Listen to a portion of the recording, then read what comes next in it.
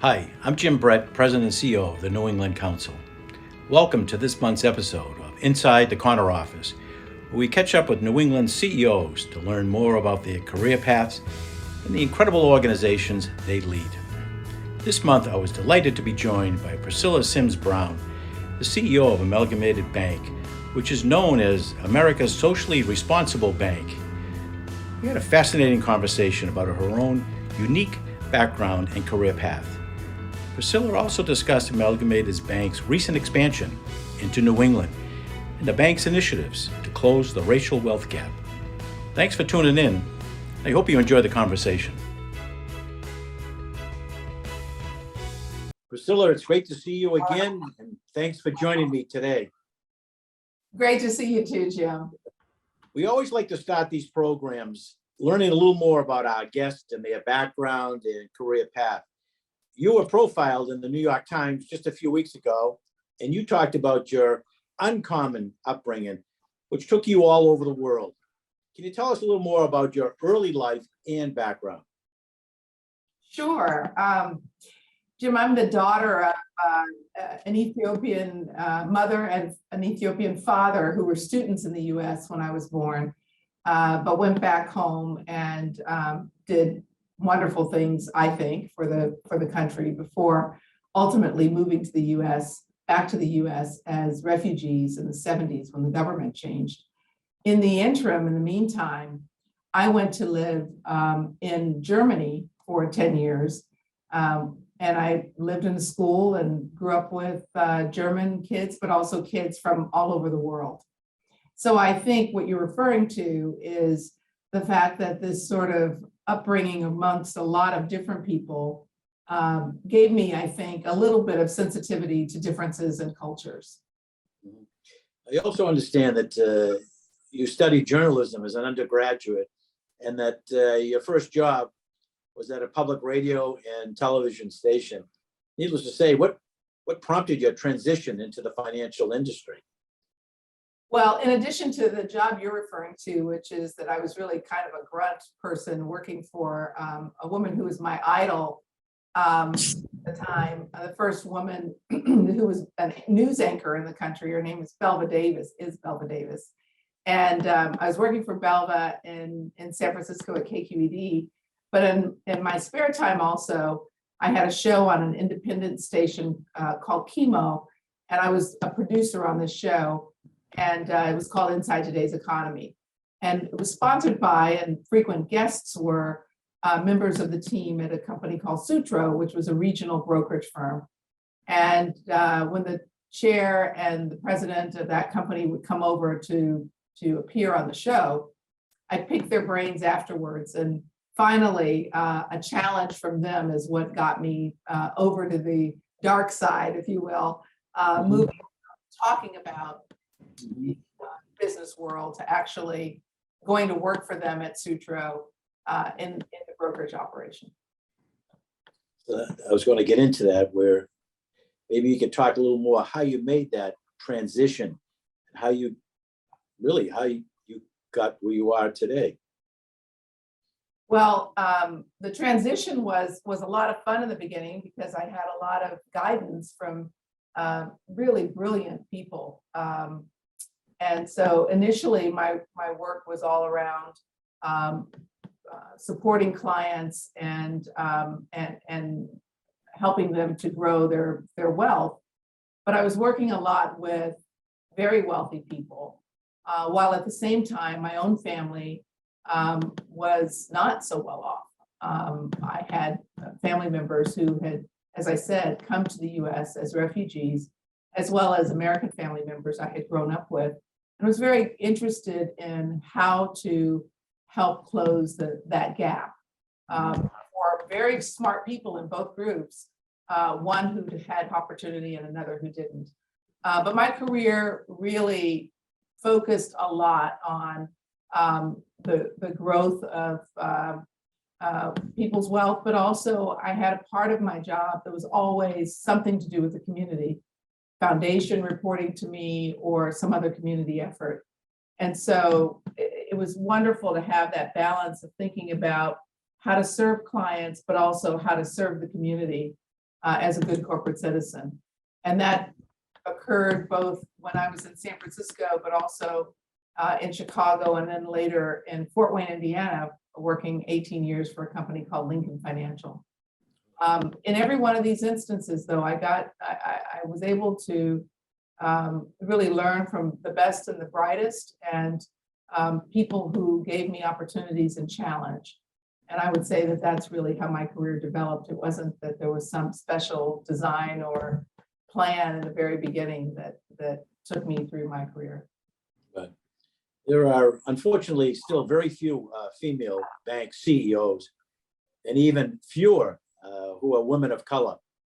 What steps do you think the industry can take to foster more diversity, and how do we get more young women interested in pursuing a career in banking?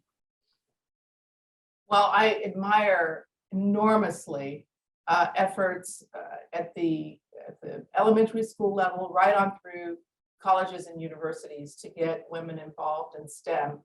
But I think really importantly for all of us, it's the same thing. It's having opportunity, being given challenges, having the courage to step outside of what seems normal to us, and to sort of widen the aperture or change our paradigm a bit to try something new. Each time I did that, I learned a lot. Some of my best jobs were the jobs I would not have chosen on my own. But I think in companies, it's incumbent upon us to recognize talent, and to recognize that talent even if it comes from someone who's very different, including people who culturally may not be the loudest people in the room, but could have lots to offer. And so I think it's important for companies to think about this first on the basis of hiring, making sure that we're hiring a diverse population and getting lots of different ideas and interests into the workplace. Secondly, in terms of retention, really making sure that we're developing people and giving them opportunities for growth within the organization so they don't have to leave, and that they're challenged to achieve new things, take on new things, be prepared at times to learn and sometimes to fail. I think that's really important.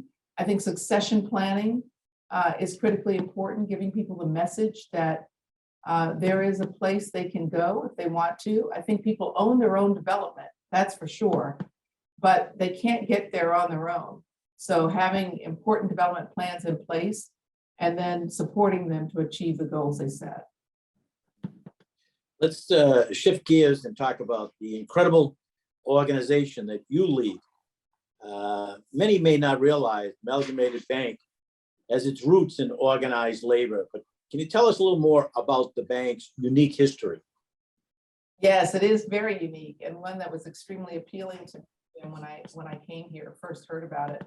The bank was started by a group of textile workers, women mostly, immigrants, mostly from Eastern European countries. They came to New York and they worked in the textile industry, but they couldn't be banked. And of course, they had the dreams that every person has, and but they weren't able to fulfill those dreams because they didn't have a banking system that would accept them easily. And so they decided to take matters into their own hands and start a bank, not only a bank that was designed to support them, their colleagues, and others like them, but also a bank that would, on the lending side and in all areas, really be focused on helping society and doing good. And now here we are, almost exactly 100 years later. And I think our founders would be proud that the bank has grown and continue to do just that. With its roots in labor, we care a lot about workers' rights. We also have as our clients change makers in almost every area. I mean, you described the bank as America's socially responsible bank. Can you explain more what that means, and how, as a commercial bank, you support the causes that you believe in? Sure. Well, you know, banks are extremely influential and have power. They have the ability to change communities. People need capital, both early in their lives, as you're buying your first home or your first job, and you need to start planning for all of life's events. Also later, when you've started a business and that business is well positioned to grow, it needs financing to be able to expand and to scale. And so banks are critically important at each of these phases. And we are here to support our clients at every phase. Now, how we're different is that about a third of our financing goes toward what we call sustainable financing. That's everything from solar to geothermal, you name it, but it's related to correcting the problems of climate change, addressing those in a meaningful way. Almost all of our financing is what we call mission-based. And that's everything from the work we do around affordable housing. We work very closely with CDFIs. This is work that we do supporting a lot of commercial clients who are in, as I said, these sort of change-making fields.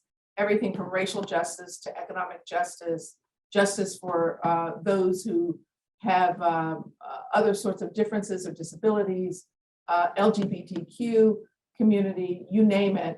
Our job is to make sure that these change makers have a bank that cares about them, services them really well, and helps them to advance the causes that they live for. Amalgamated is certainly unique in the banking industry, but as we see increased focus on social responsibility and sustainability in the business community at large, do you think we'll see a shift in the banking industry and more banks taking a very similar approach? Well, you're starting to certainly hear a lot about that. And what we're interested in is that standards are applied to these statements. So if you talk about green financing or having a green card, we think that that credit card should fit certain standards. What we don't want to have happen is a lot more greenwashing. And what I'm pleased about is that the broader community and certainly interested people who are vested in some of these issues are looking for real standards, real actionable results. So we welcome the whole banking industry to be involved in these areas of environmental, social, and governance. We think it's really important that everyone take a role. We just want to make sure that we're doing it responsibly and that it's not a marketing campaign alone. Right. I know that one issue that you are personally very passionate about is closing that racial wealth gap. Can you tell us more about what steps the bank is taking to advance that goal? Yes. So what we're talking about here when we talk about the racial wealth gap, it's also true that this wealth gap exists for other groups as well. There's a gender wealth gap as well in this country. There's a wealth gap for people of other nationalities. There's a wealth gap for immigrants who are have recently come to the country. And we think it's really important to address this from all angles. As a bank, we try to do it in the practices that we have around deposits and lending. We try to keep our fees low. We try to support people who have non-traditional backgrounds who come to the bank for a loan, for example. But we also want to recognize, celebrate, and partner with those across the financial spectrum who are also doing important work to close the gap, whether that is venture capitalists who are providing much needed capital to small businesses, whether that is the organizations that help to educate, provide financial acumen to people who are looking to save and grow. We have a number of partners that we think are critically important that we work with and that we hope to promote, who are helping people become educated, more wise about the use of money. We want to address issues like the pay gap. We want to make sure that we have partners who continue to support what we started, which was initially a $15 minimum wage and then a $20 minimum wage. And now we're at a point where we're moving beyond that, and we're thinking less about a minimum wage and more about a living wage. We want to see that happen across the business spectrum. So there are a number of ways in a number of areas, from policy to practices, that we employ and that we try to encourage others to employ in order to close this gap. You know, another issue that the bank has been very engaged in is gun control. Probably not a topic most would associate with a commercial bank. Can you tell us more about the efforts to establish this new, I think it's called a merchant category code for gun stores, and how you hope that it will address the gun violence epidemic in this country? Yes, this is a matter that came to our attention. Actually, it predates me. When I came to the bank in the summer of 21, we had already applied for a merchant category code. And let me tell you what that is. Any retail institution you go to for anything that you purchase, falls into a category. And that category has a 4-digit code associated with it. So whether it's the place you go to get your shoes shined, to where you buy your suit or your tie, to where you get your hair cut, all of these places are part of a category that has a 4-digit code associated with it. These codes enable banks to do all sorts of important things. After the Patriot Act, when we became very interested in understanding how money laundering was happening across our systems, these codes were used along with other data to detect suspicious behavior, which led to the mitigating crime that would go across our system. So let me give you an example of that, and then I'll tell you how it applies to this industry. There are merchant category codes for hotels, and if we were to detect that certain behavior that we know is often repeated or going on, we would address it. In the case of this, hotels, let's say someone goes on any freeway and he gets off at 4 different stops and he pays $100 at a hotel. We can't tell what he bought, but we know that he spent $100 at 4 different hotels, 4 different exits off the same freeway. Same time, he did a number of other things. He purchased things at a fast food restaurant. He went to a women's clothing store and purchased things. And then shortly after all of this kind of behavior, you start to see small amounts of money coming into this individual's account. One could assume that perhaps there's some illicit behavior going on, because otherwise, why would you buy 4 hotel rooms in one 3-hour period, let's say? Mm-hmm. That kind of observation of illicit behavior has led banks to file a suspicious activity report, which goes to regulators and then ultimately to law enforcement. And that has been helpful in detecting, for example, in this instance, in this example, it has helped to detect trafficking of women. The same rule could be applied to gun stores, meaning there is a pattern of behavior that is used by those who intend to either traffic guns or do straw purchases, meaning if I can't legally buy a gun, I get you to, and also in mass murders.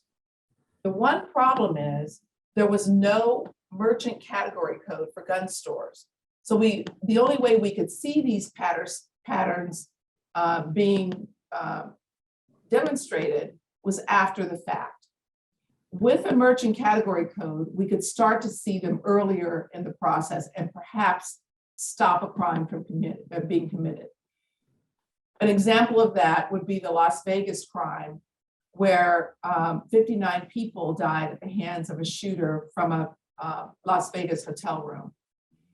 That individual used multiple new credit cards to purchase the guns and ammunition that he used in that crime. And he bought those guns in multiple stores. In fact, I think in his case, he even crossed state lines to do so.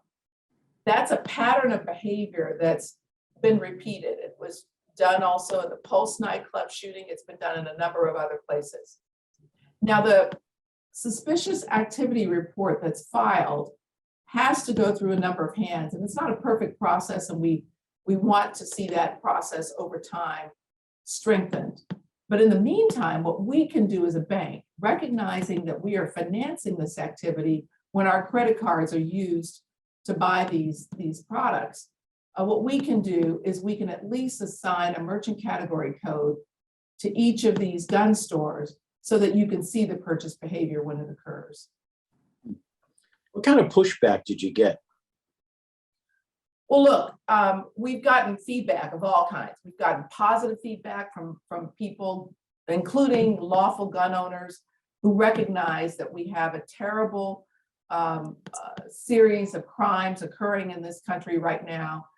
There isn't a day that goes by when someone isn't shot and killed by a gun that's often purchased illegally. So we get a lot of good feedback.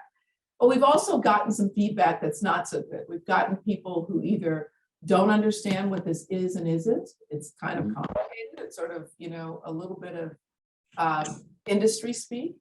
We also have comments from people who want to portray this as something other than what it is.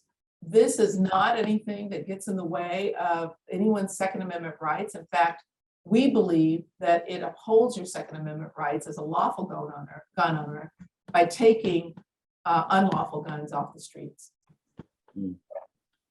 Amalgamated is headquarters in New York City, but has a growing presence here in New England. Can you tell us a little more about the recent expansion to Boston and why you felt our region was a very good market for the bank? And are there any other expansion plans in the near future? Well, I love talking about Boston. It's a de novo. It was started sort of at the height of the pandemic. So it was a sort of a quiet launch. And then last year, a more visible launch. And we are excited about the Boston community. We're doing there what we've done in every community, which is the people who run that office. Mark Walsh leads it. It's an office where you've got people that really understand the community. They come from the community, they live in the community, they've done great work in the community, and they're now partnering with great clients in the community across the whole public and private spectrum who are largely change makers. I'm personally excited about Boston, having lived in Massachusetts for some time in my life. I know that in Boston and in the surrounding area, you have a number of people who are very interested in the environment. You have a number of impact investors. You have, like in every major city, thriving businesses that want to grow. You have an excellent mayor and a real focus on improving the lives of Bostonians across the board, no matter what their description. And so I'm really, really excited about Boston. It's been fun to come there and meet people and be back in that environment. Right. Obviously, it's been a great deal of turmoil in the banking industry over the past few weeks. I would imagine that you're hearing from some of your customers who are very anxious. How do you reassure them that their deposits are all in good hands? Yeah, we're pretty fortunate, I have to say. Our customers have someone that they talk to frequently, that they pick up the phone and call. It's partly because we are really focused on just a few industries. And as I said, people who are advancing change in their community. So ours is a real relationship business. In the case of some of the banks who you've seen in the news, that may not be the case. I mean, their customer base may be newer, their customer base may not be one that interacts in person quite as much. And so I have to say that what we're trying to do these days, more often than not, is helping people to have and understand confidence in the whole banking system, not so much worried about our bank. In fact, we've been having to be proactive in some cases, reaching out to customers just to say, you know, you haven't called. We know that's because you feel pretty comfortable, but we want to still tell you what's going on. So we've been holding customer forums. Just yesterday, we held a call with 90 customers just to give them a greater sense of what's happening in the industry and what they should look out for. Now, on our end, we're doing more of the same. We're what every politician talks about being. We are socially progressive while very conservative in terms of our financial management. And so recognizing that our customers are often mid-sized organizations whose fiduciary trust is important. The trust they placed in us is really important. One of the things we refrain from doing and will continue to not do is invest in things we don't completely understand. We have an expertise, for example, in the sustainable financing. We have an expertise in affordable housing. We have an expertise that we're developing around some of these other things that are very basic and core to a bank. We are not experts in cryptocurrency. We are not experts in financing venture capitalism. And so these are the kinds of things that we refrain from doing. You know, given the New England Council's focus on federal policy, we always like to wrap up these conversations talking a little bit about what is going on in Washington, D.C. Last year, as you know, Congress passed and the president signed into law that Inflation Reduction Act, which makes historic investments, clean energy, which aligns perfectly with the bank's efforts to combat climate change. Can you speak to the impact this law will have on the efforts to address this global crisis? I think we have an enormous opportunity, and in fact, I know we have an enormous opportunity to not only leverage these dollars that are being provided either directly or indirectly by the federal legislation, but also to marry that with the interest that you pointed out earlier of the private sector. You're seeing it both with publicly traded large corporations. You're also seeing it with very small firms looking to make real headway.